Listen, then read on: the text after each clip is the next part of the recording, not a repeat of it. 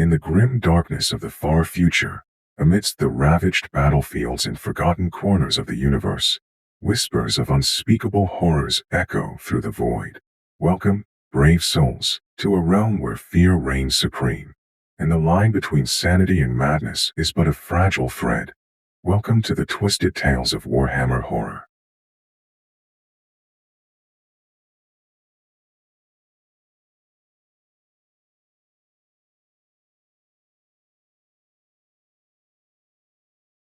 The Pharisene Paradox, by R. S. Wilt. The chrono struck precisely 0500 hours, ship standard 073999.M41. As the lift doors opened, I stepped onto the immaculately maintained command deck of Watch Station Etadium, orbiting the diffuse emission nebula Rho 386, Cummings, just as I had at that time each morning for the past 3 months. 40 servitors manned their various stations, each maintaining continuous vigil over a nebula known in select circles for the frequent manifestation of temporal anomalies in its vicinity. Unfortunately, we had observed none during my tenure in charge of the station. Frequent, it seemed, was relative. What excitement do we have today, friends? I asked the servitors. As expected, none replied. I sat down in the command throne, slouching back into it with a sigh and drumming somewhat irrhythmically on the throne's armrests. Articulated brass armatures lowered from the ceiling, surrounding me with multiple screens displaying continuously updating data, mostly about Rho 386, Cummings itself. I stared at the ceiling and sighed again. Something different today wouldn't kill me. As if in response to the thought, an explosion of fulminous energy erupted directly in front of the watch station, the shockwave of its abrupt manifestation reverberating through Etadium-Orium's superstructure. Proximity klaxons howled as the blast shorted out multiple systems across the bridge in showers of sparks. Several servitors convulsed as power surges electrocuted them at their stations. Dazzled, I raised my arm to protect my eyes from the sudden flare. The vessel burst from the Empyrean in a nebula of unlight, streamers of etheric fire trailing from it as it lurched, half tumbling, into real space. The warp rift collapsed in its wake, leaving the craft, a bulk freighter, at the mercies of physical law once more. The ship was an ancient wreck, the widespread damage to its hull visible even over long-range visual scans. A cloud of detritus, bits of its disintegrating exterior, slowly orbited the vessel, held in place within its void envelope and its own weak gravity. Its real space engines stuttered as it pitched forward end over end, plasma flaring and guttering like spectral lights in its bank of 6 gaping engine nozzles. Multiple data streams scrolled down the screens around me as aftershocks shivered the watch station. Telemetry identified the derelict as the long-distance freighter the Pharisene. Her plasma drives were operational, but only just. Life support functioned, but only in certain sections of the ship. Whole sections of the hull read as open to the void. Indifferent to the danger the Pharisene posed, the servitors murmured to themselves in the course of their duties, their calculations, function call-outs and observations intended for no one. They had been the only thing I'd had to listen to in many months. By now, I could recognize their individual voices. 036, Mark, 270, Mark. Vagabond-class merchant fleet freighter. Plasma drives malfunctioning. Freighter Pharisene, Calvin origination markings. Range 207.67 miles in closing. Departure logged 088099.M41. 26. Repeat your last. I interrupted. Vessel's departure logged 088099.M41 Terran stand. Stop. Repeat again. Vessel's departure logged 088099.M41 Terran standard. Stop, I commanded. Thank you, I added unnecessarily. I read the log report on the green display and compared it to the current date, 073999.M41. If the ship's log was correct, that meant the Pharisene set out nearly a month and a half from now. A month and a half, I murmured to nobody, like the servitors below. 26. Is this log correct? Vessel's departure logged 088099. Stop. Yes, I got that. I considered my master's final command to me when he placed me in charge of the watch station 3 months earlier. Keep a weather eye on the nebula until I return, Elisar, he'd insisted, before he departed for somewhere towards the eastern edge of the Ultima Segmentum with the rest of his staff. I'd heard nothing from him since, and had likewise received no response from other members of the Ordo I had queried. Astro Yarvise was an inquisitor, and despite his active standing he was a theoretician and scientist foremost.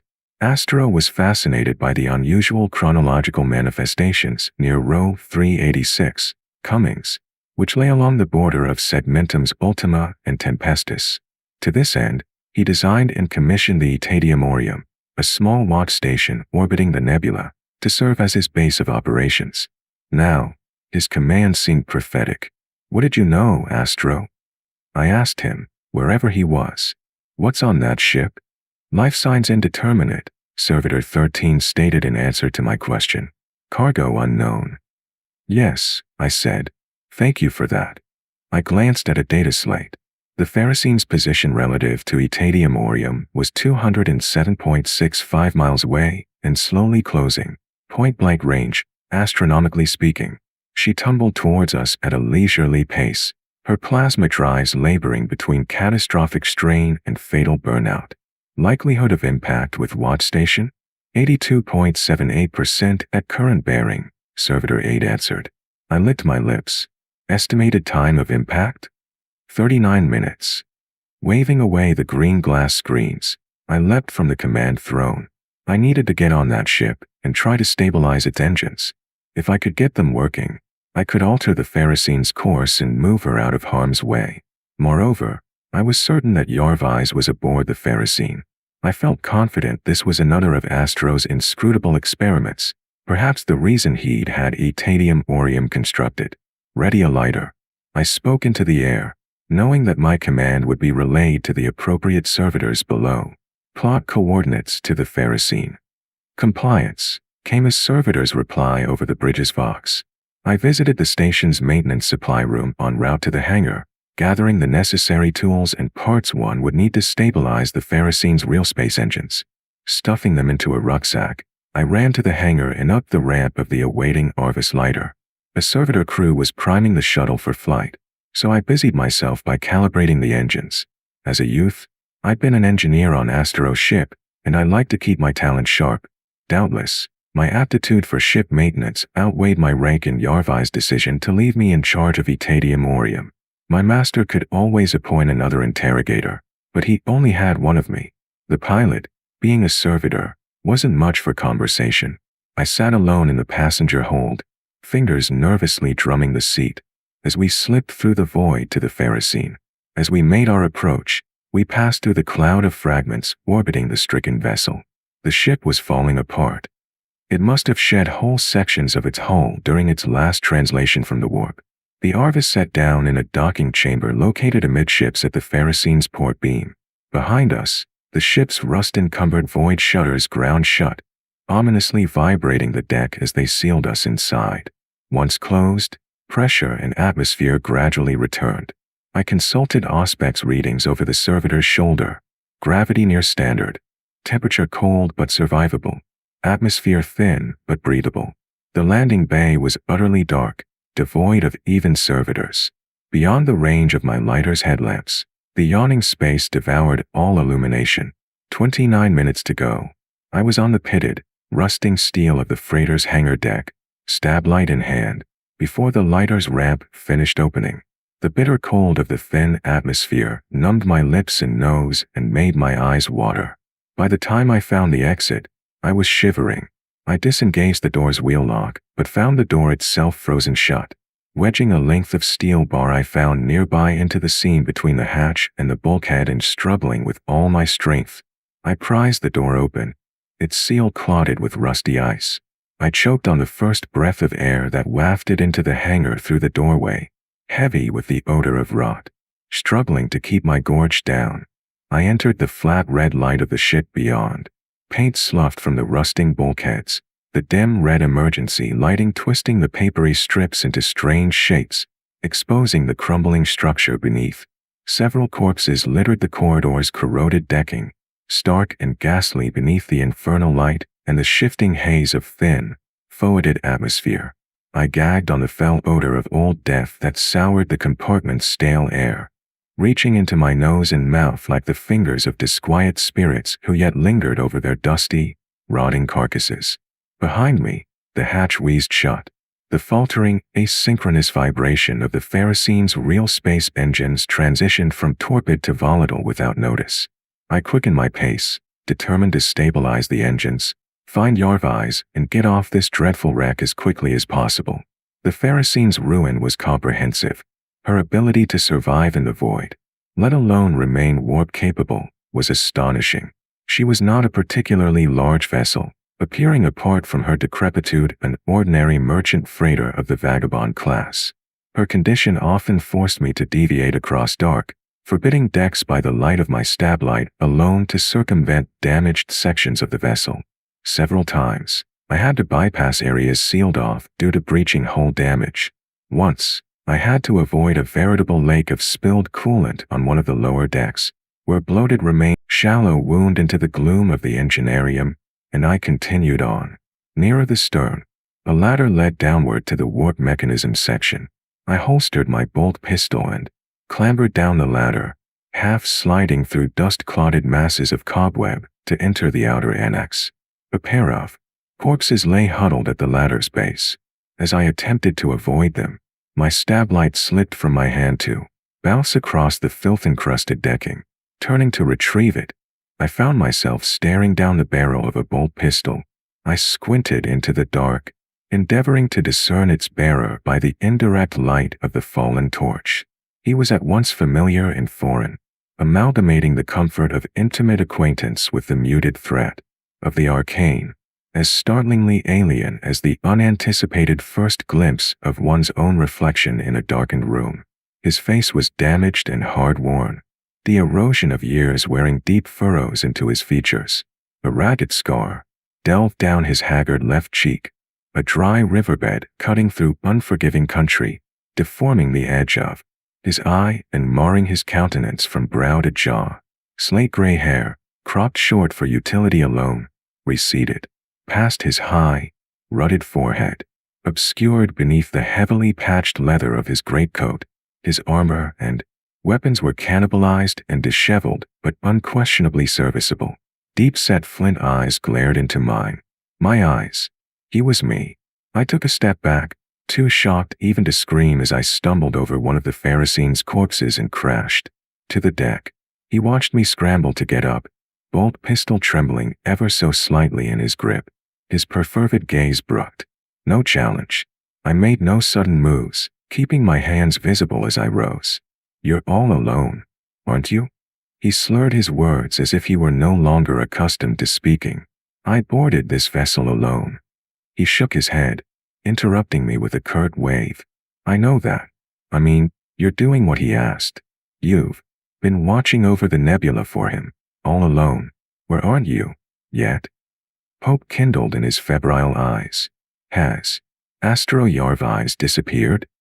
I licked my lips nervously. "Yes. I thought maybe he was here on this ship." "He never was." The old man's vile breath exuded the Pharisene's mephitic death reek. "Astro vanished months ago," I said. "I've been waiting for him to return." "How many months ago?" I studied him, watching the strange interplay of regret, guilt, and anticipation twitch across his gnarled features. How I, had become this tattered, ancient wraith, haunting the bowels of a degenerated, time-lost ship, was incomprehensible. My fingers hovered inches above the grip of my bolt pistol, but the clear advantage remained his. Impatiently, he gnashed his remaining, moldering teeth, the bolt pistol in his hand trembling with barely controlled wrath and ague. "How many?" "3, I gasped, startled by his sudden ardor. "3 months ago." "3, he repeated softly, as if weighing the number in his mind, calculating something. His eyes narrowed, gleaming and animated in the diffuse light of my torch. "3, he said again, in barely a whisper. He nodded, slightly, chewing his lip. "3's possible." "3's possible for what?" For the jump, he replied with a broad, decaying grin. We just have to get the drives running again, and pray the old girl doesn't shake apart during transit. The jump? The warp jump? He exclaimed, his phlegmy laugh becoming a hacking cough. 3 months will be challenging in the Pharisene's condition, but I think she'll manage. You brought the fuel pressurizer unit, didn't you? I gaped, momentarily dumbfounded. How could you know that? He shrugged. You always bring it. I what? He shook his head vexedly. Look, I'm not stupid. That's to say, you're not stupid. You worked shits for almost 20 years before Yarvise found you. You see one with crippled real space drives. You remember how old engine master Kragerin taught you to emergency charge a failing plasma reactor. Pressurizer, hooked into the main fuel feeder line. He chortled, apparently pleased. You see, it's a quick fix. Burns out fast. You need a replacement every time you use one. I swallowed thickly. What?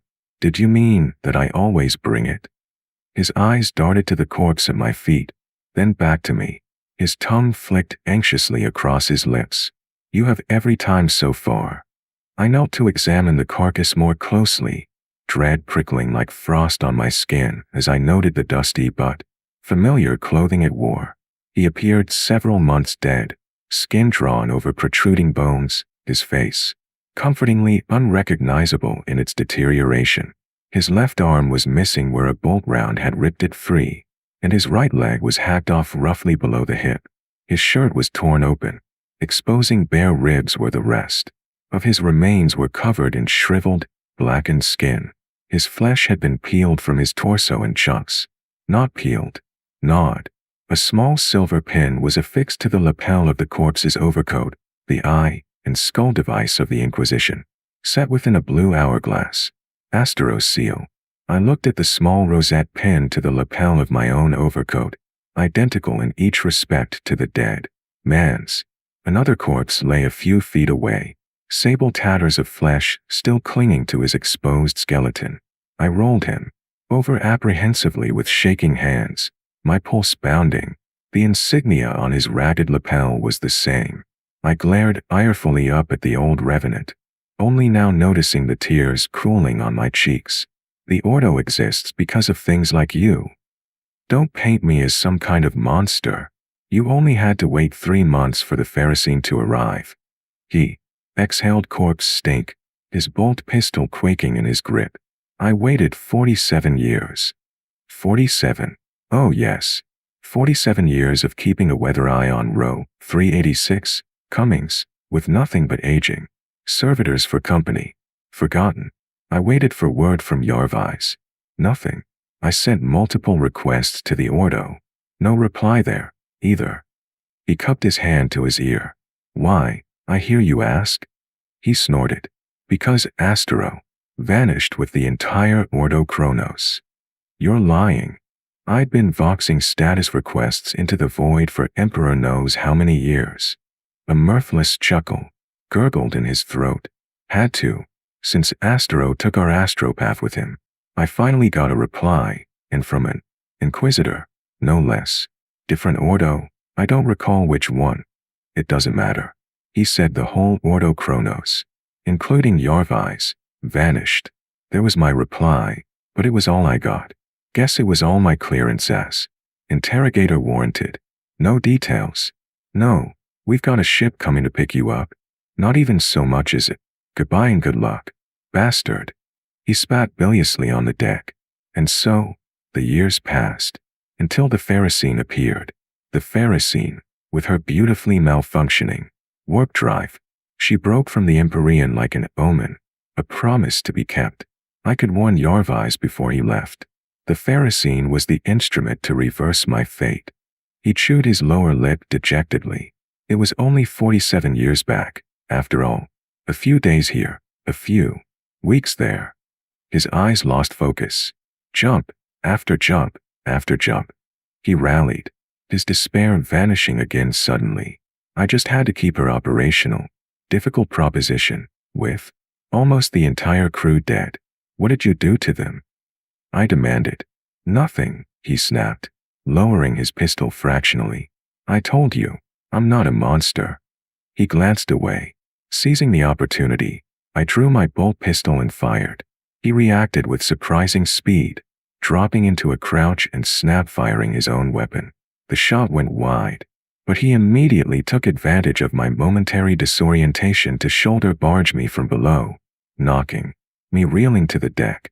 Without pause, he hurled himself onto me, striking me across the temple with his bolt pistol and driving his fist into my teeth, the blow knocking the back of my skull into the decking.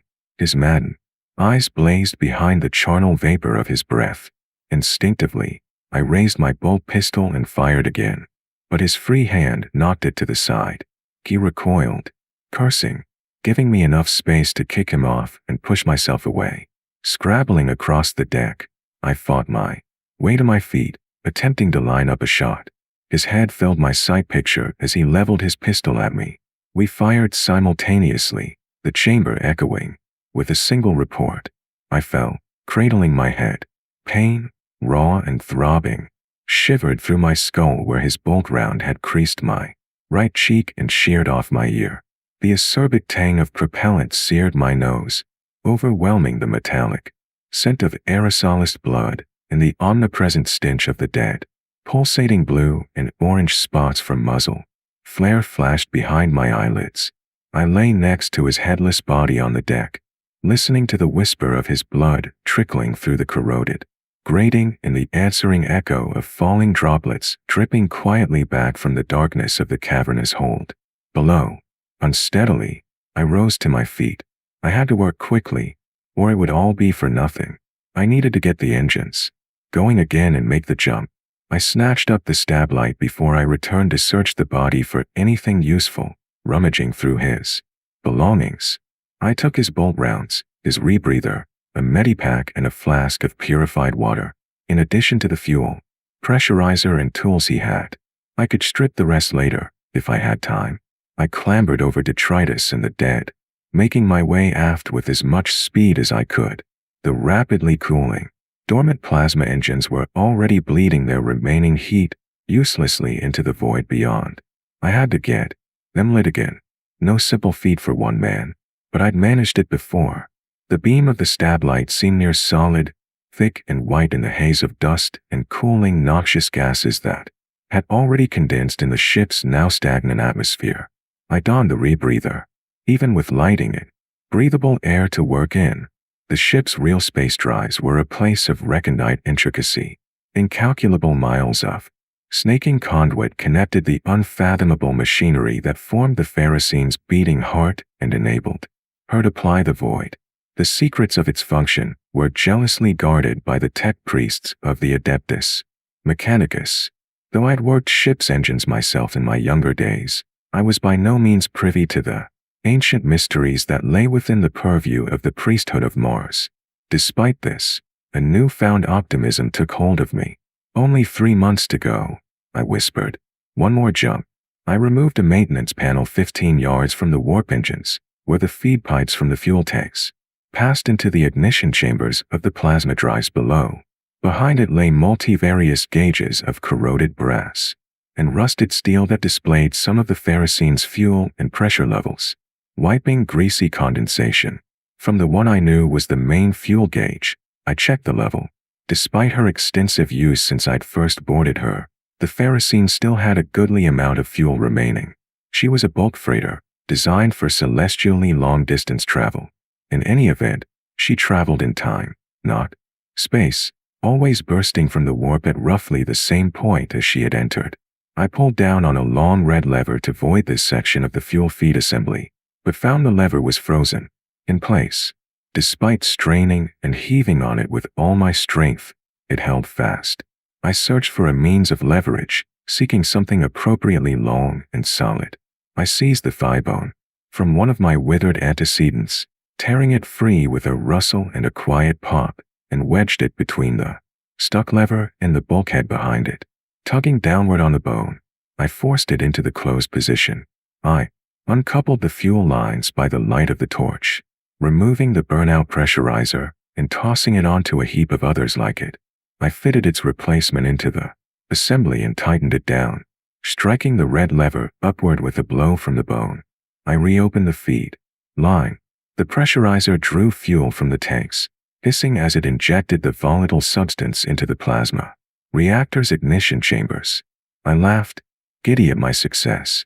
With a muttered but sincere word of thanks, I replaced the femur where I had found it, patting it gently, dashing across the ancient decking. Following the stablight's bounding beam and my own intuition, I hastened to the Pharisene's secondary ignition system. Satisfied with the gauge readings, I grasped the ignition toggle. One of the corpses at my feet caught my attention, shadows in the lamp's light giving his hollow eye sockets and fleshless lips a disquietingly expectant expression. This will all be worth it, I reassured him with a kind smile. He had been me. They had all been me, each one boarding the Pharisene as she dropped out of the warp, each one slightly younger than the last. Like me, they had been keeping a weather eye on the nebula, just as Yarvais told us to. I wasn't sure how many jumps I had made. I couldn't keep count of how many I'd killed. I didn't want to know. My great hope, my only hope, lay with Astero. If I could reach him, warn him, he would know what to do.